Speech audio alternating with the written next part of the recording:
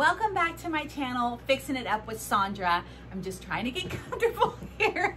And in case you're new, I'm Sandra. Today, we are gonna continue on with our candle making series, I guess you can call it.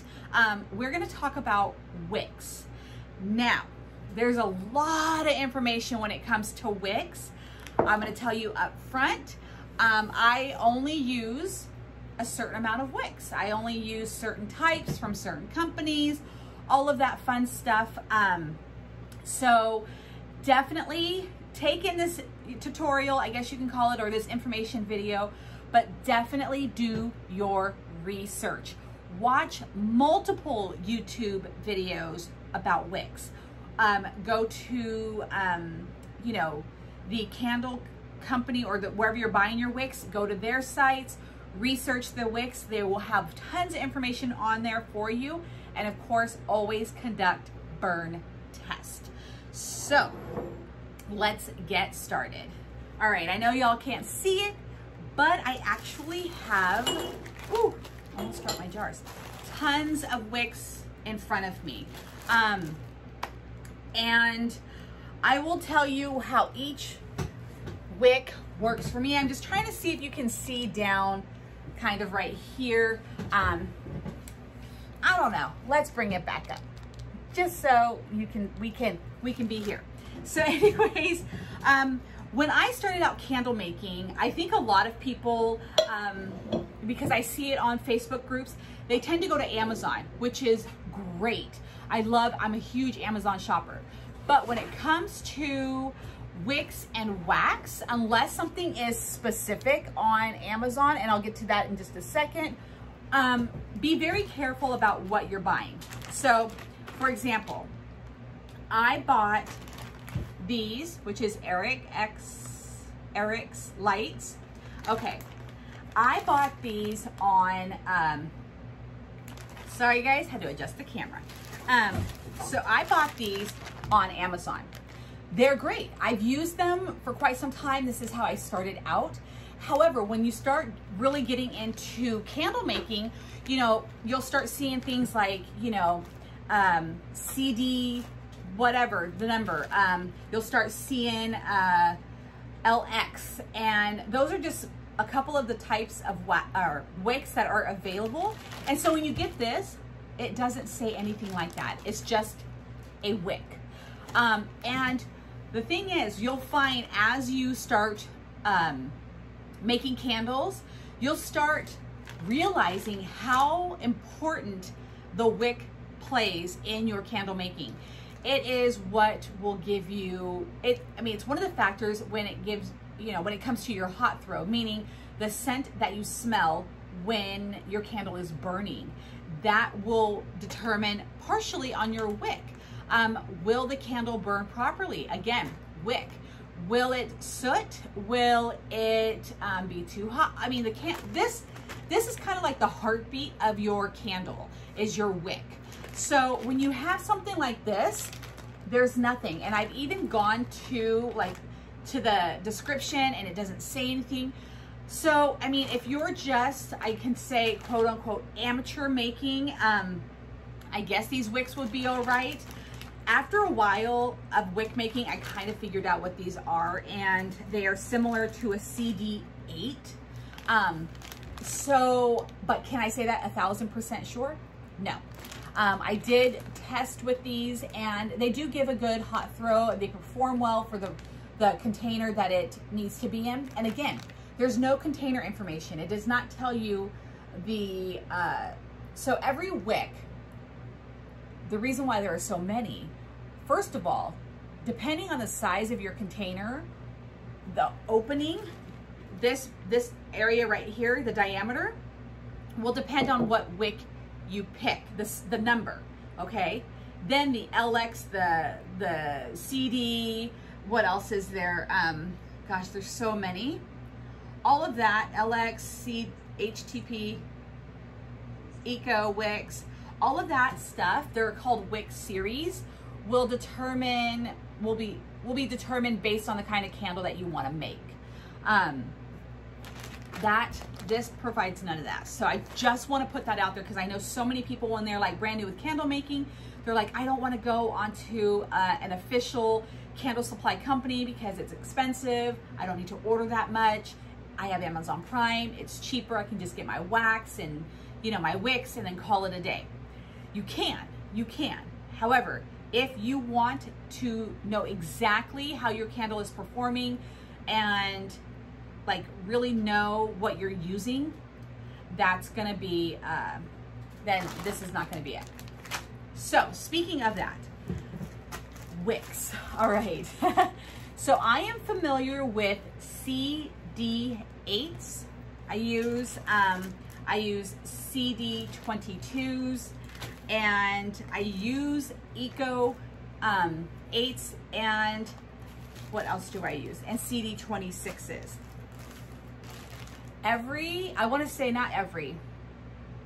Each company can have their own different style of wicks. They will perform differently. Let me just say that. They will perform differently sometimes, even though it's the same thing. Like you might get an Eco 8 from, you know, Candle Science, and then get an Eco 8 from Pro Candle Supply, and they perform differently. That is why it is always so important that you do burn tests, because you're like, oh yeah, I know this works. And then you go to a different company because maybe your company that you always use was out. So you're like, I'm just gonna go ahead and buy it from a different company.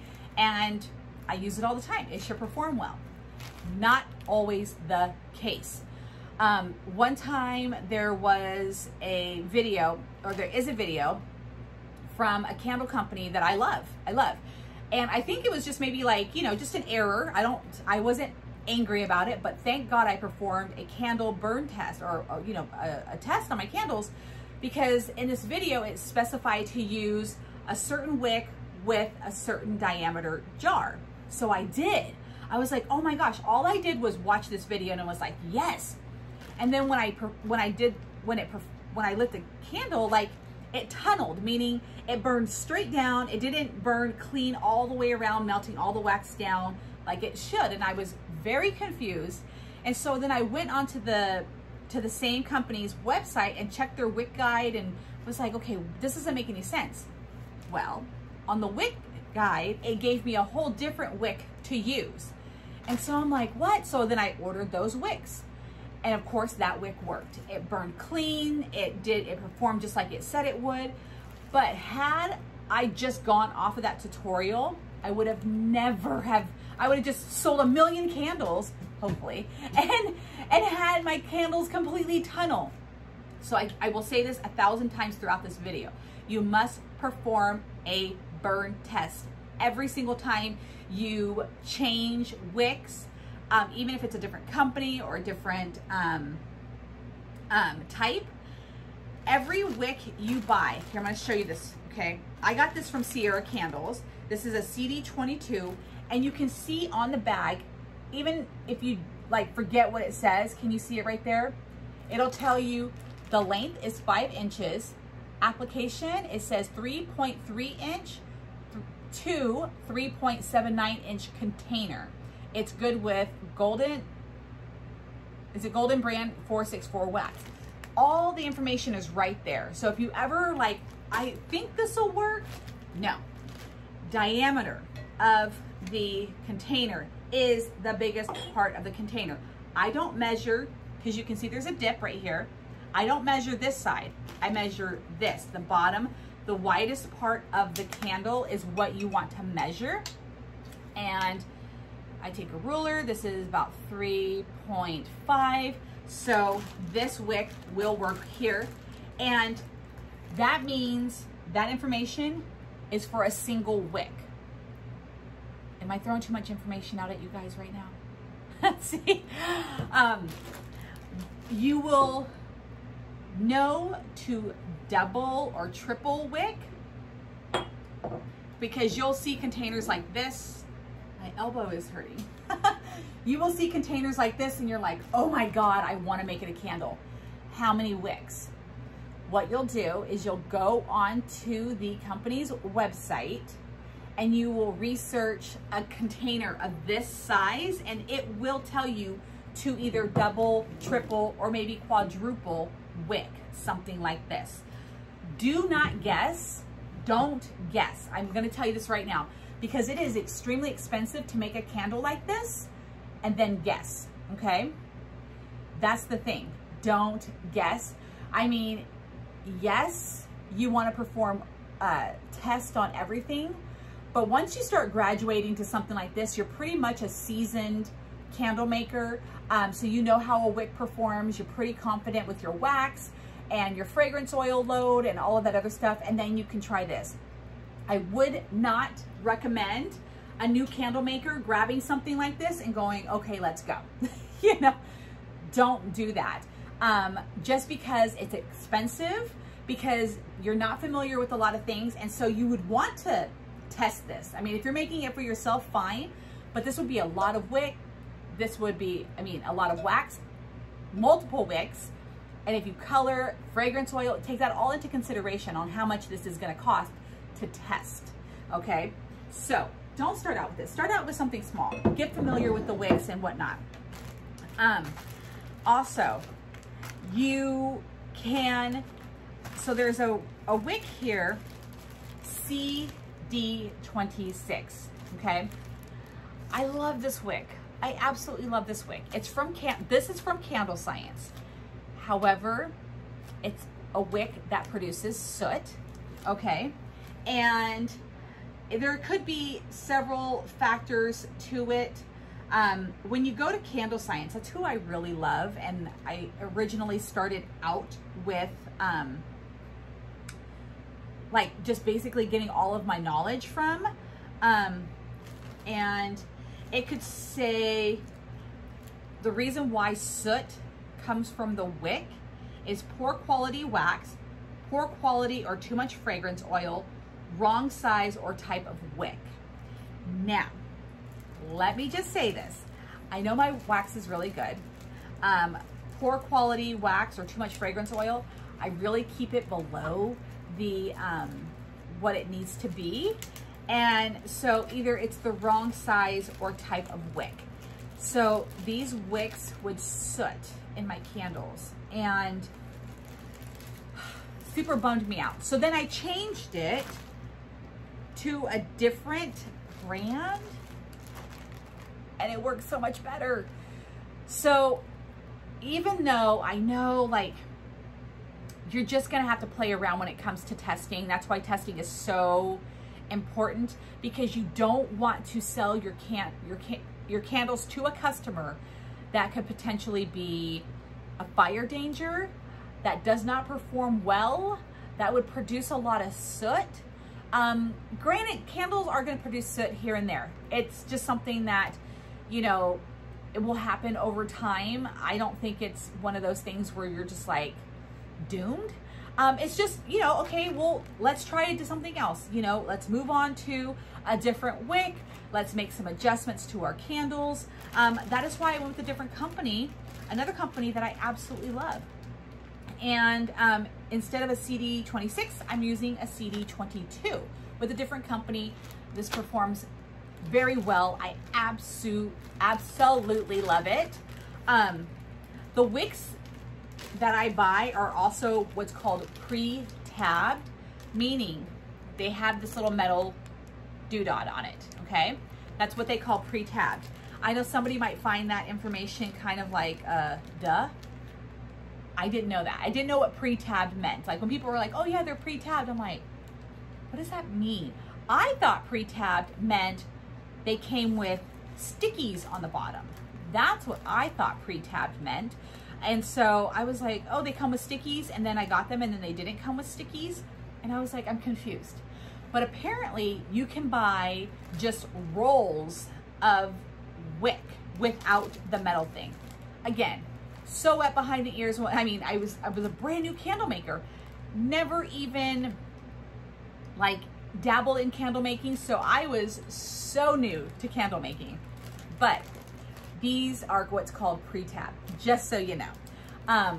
Also, you can buy like these little sticky, like they're round stickies that you can use to put your candle into a container, I use hot glue. I know some people say that hot glue, your wicks won't stick to the jar, that your wick will eventually move, you know, across the jar, like when it heats up, like it could slide and get really close to this side and potentially be a fire hazard, like your candle jar could break.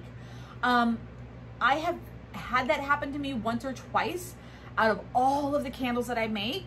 That's why you will never, ever, ever leave a candle burning alone without being within sight.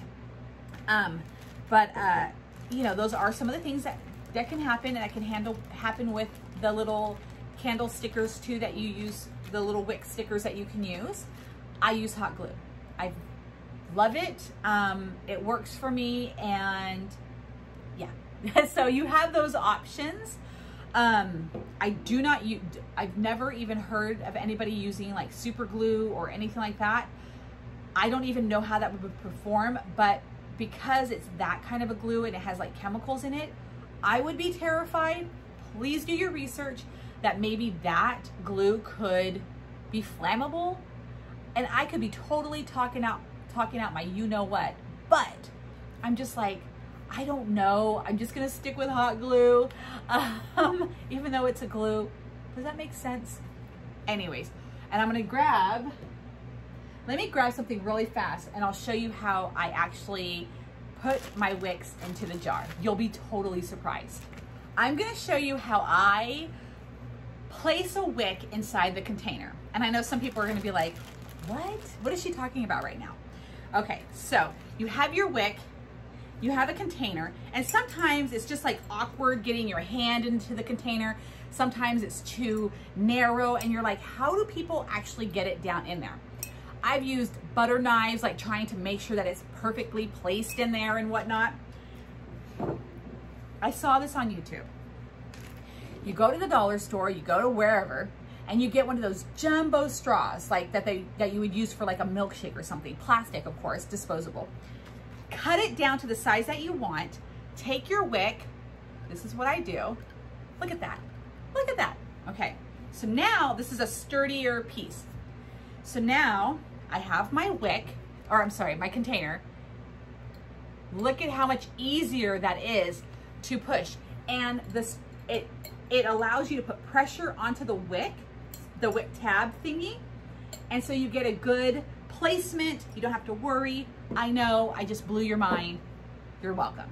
So anyways, you don't have to get fancy. You don't have to do anything like that. Just get these straws. And I have them for different sizes because sometimes the containers need a little bit longer of a straw, like I really can't reach. But yeah, all right. Now, where to place your oh my gosh, wicks. Duh, what are we talking about here? So here's what I did when I first started out. I got a blank piece of paper, put my jar on top of it, okay? The jar that I would be using most often. Did a circle around it. Took the jar off. This is how it worked for me when I began, because I was so wanting to be precise. You have your circle. If it's a single wick jar that you're going to be doing, find the exact center and put a dot on it, okay? And then that will be your guide. So every time you go to wick a container, bring out that piece of paper, set your jar on it, and then if you're still nervous, take a dry erase or a permanent marker, it doesn't matter. So you've got your drawing right here with your perfect center right there, okay? Take your jar back on it, place it on top, and you find that, and then you're like, okay, that's where it says to put the wick. Do a little tiny dot, like so. You see that little tiny dot? And now, when you put glue on the bottom, you're like, okay, there's that little dot, that's what I'm gonna aim for, and then bam, you got it, okay? That saved me a lot of time from having to throw away wicks, you know, having uneven wicks. And as you go on, you're gonna figure it out. You're gonna be able to just, you know, knock them out. But when you're beginning, it's so important to place your wicks, especially if you're double wicking. Do the same thing, you know, get your piece of paper, draw the circle, put your container, you know, put your little dots where you need, where you're wanting to place your wicks, put your container back on top, and then take a marker and dab where you're going to be aiming for when you go to put this wick, instead of like, oh God, I hope I can do it, you know, without messing up. It's a huge thing. This is a dry erase marker. I used to sell Mary Kay. So this is a dry erase marker. It wipes off. So if you make a mistake, it just wipes right off. No biggie. But yeah, that's one of the things that I learned fast when I started candle making. Always try to make a template and then just save them. Put them in a binder, have them, laminate them if you want. They work so well. But again, when it comes to wicks, you will need to do your own research for your own containers. Like if you're like, oh, I want to wick this, you know, diameter, you know, burn test, always, always, always. I know people are like, you know, you're really going to burn a candle twice in the same container. Once you get really familiar with a lot of stuff, you don't have to so much, as long as you know the wick that you're using and whatnot.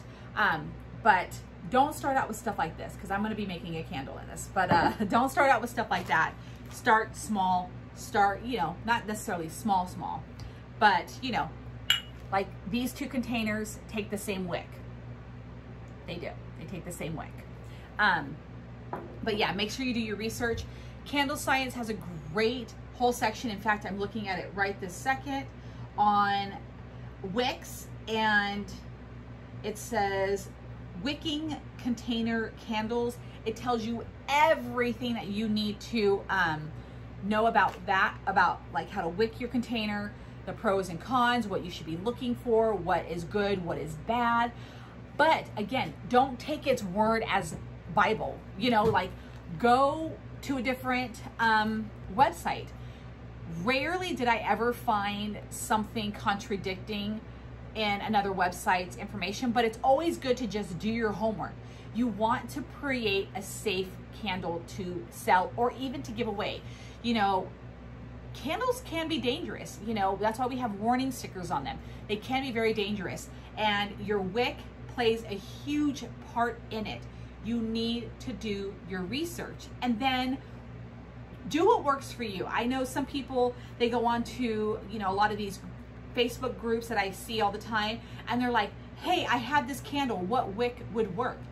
That's not how you should be learning how to wick your candles by any means. You need to go to a professional site, figure out, like I said, do your research, go to 2 or 3. Find out what works, read the reviews on the wicks. Don't just ask a question, because you're going to get answers all over the board. And you never know. Somebody could be trying to be a jerk, you know, trying to like sabotage you. And they're like, oh yeah, it's this wick, wink, wink. And next thing you know, you've got a fire danger happening, and you already made 1,000 candles with this wick. Do not do that. There are people, unfortunately, out there that are like that. That's why I never take anybody's word for gold when they're like, oh yeah, this is what I would do. Absolutely not. Do a wick test, read the reviews, because reviews are generally accurate information for the most part. You always have to take everything with a grain of salt, but it's generally accurate, and they're just telling you how the wick performed for them. And so you'll see what people think of the wick that they've chosen. But again, use a wick chart. Definitely burn test. Again, I really wouldn't buy wicks on Amazon. It's just not the way to go. And now I do want to show you this. So also, this is what I've been doing. These are the wicks that I'm like not the biggest fan of. And on Candle Science, if you go into learning, go into the learning section. There is learn candle making. At the very bottom, I can't say at the very bottom, but it'll tell you, it'll show you how to like make these like fire starters for like campfires and whatnot. And you basically just use, I'm looking for it, you would use like leftover wax and like a little cupcake paper. It's super fun. These are the wicks that I'm going to be using because you're going to be tossing these into brush anyways, and you're expecting the whole thing to catch on fire. Super cute, check it out. So save your wicks. I have them labeled, so I know that these are the ones that I'm going to be using for that project.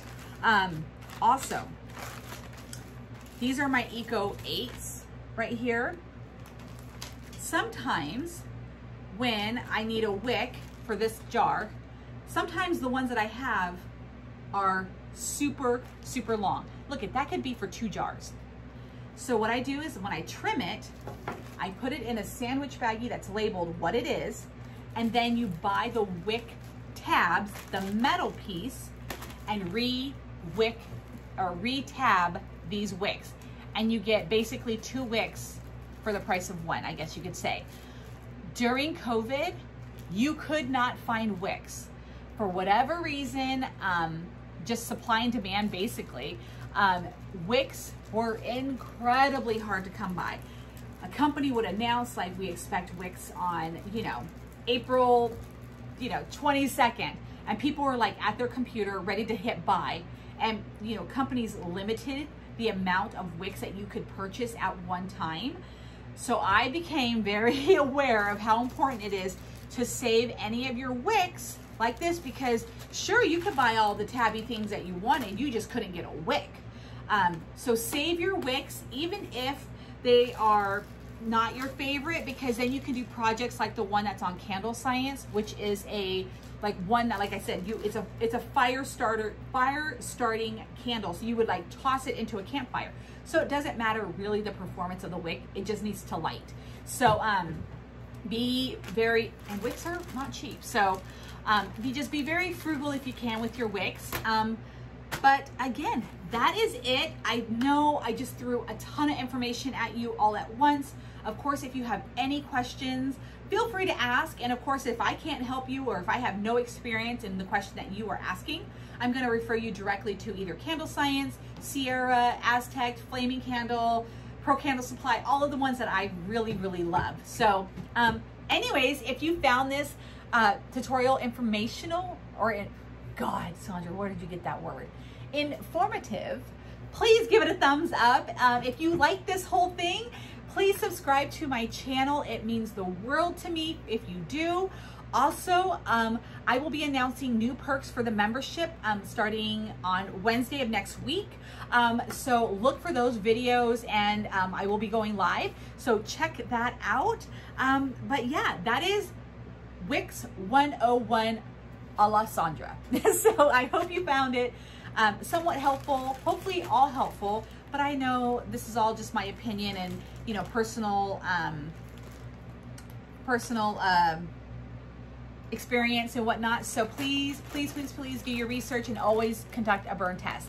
So until next time, I will see you guys again in my next candle tutorial.